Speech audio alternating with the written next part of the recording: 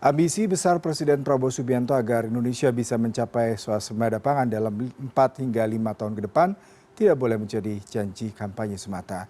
Untuk mewujudkan mimpi besar itu, Presiden menunjuk Andi Amran Sulaiman sebagai Menteri Pertanian di Kabinet Merah Putih. Dengan angka impor pangan yang masih tinggi, apa strategi Amran agar Indonesia bisa swasembada pangan? Berikut wawancara koresponden Mardika Utama bersama Andi Amran Sulaiman. Saya yakin paling lambat 4-5 tahun kita akan swasembada pangan. Bahkan kita siap menjadi lumbung pangan dunia. Untuk mewujudkan mimpi besar swasembada pangan, Presiden Prabowo Subianto melantik Andi Amran Sulaiman sebagai Menteri Pertanian.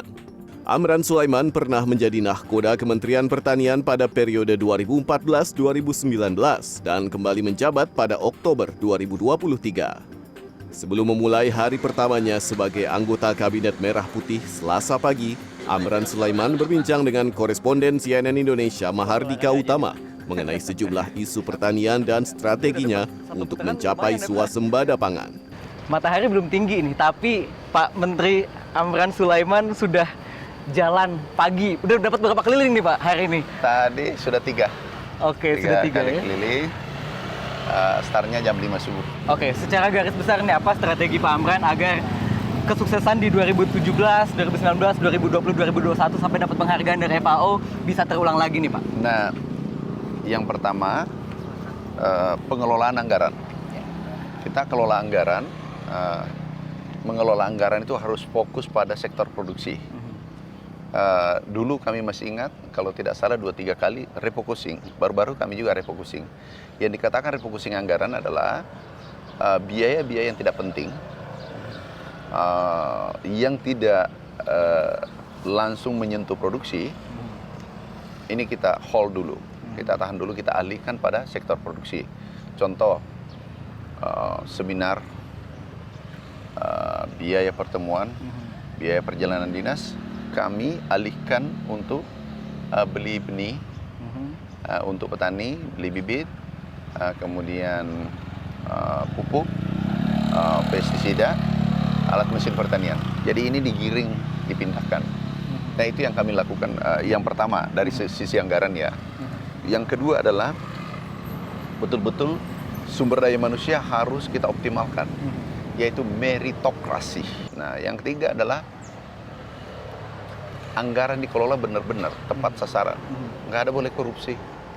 Kalau aku dapat langsung aku copot. Nah kemudian kami membentuk tim khusus mengawal di lapangan, dan kami fokus pada komoditas yang akan kita kejar, yang shortage, yang defisit di negeri ini, padi, jagung. Nah ini kita kejar pertama, karena pangan itu identik dengan ketahanan negara. Ketahanan pangan identik ketahanan negara. Pangan bermasalah, negara bermasalah. Banyak kalangan juga mengkritisi Pak terkait dengan pembukaan lahan untuk sawah, misalnya food estate di Kalimantan Tengah. Atau kemudian juga sekarang ada cetak sawah di Papua ya Pak ya, di Papua Selatan di Merauke 1 juta hektar gitu targetnya.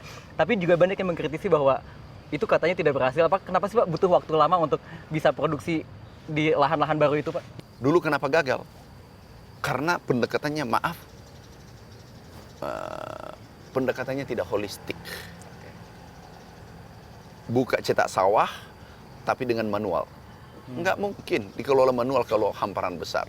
Itu harus teknologi. Oke. Ini yang dimaksud apakah yang di Kalimantan Tengah Pak? Iya, Kalimantan Tengah. Kalimantan Tengah kami tindak lanjut, ya sekarang sudah tanam. Oh sudah ada produksi di sana Pak? Enggak, sementara tanam, kan ada hamparan nih, sudah dibangun infrastruktur. Itu kurang lebih 200.000 hektar. 100.000 infrastrukturnya sudah jadi, tapi sawahnya nggak ada. Nah, ini aku manfaatkan, langsung kerjakan sekarang.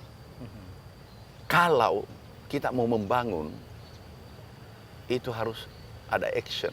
Kita optimis Pak, tapi kalau kita lihat lagi nih misalnya, jumlah petani muda ini sekarang secara demografi by data itu sedikit sekali Pak. Demografinya petani itu usianya 40-60 tahun. Sisanya yang anak-anak muda ini, walaupun dia turun ke pertanian, tapi rata-rata hortikultura gitu Pak. Ini program Bapak untuk banyak anak-anak muda mau turun jadi petani ini biar kita bisa swasembada pangan gimana Pak?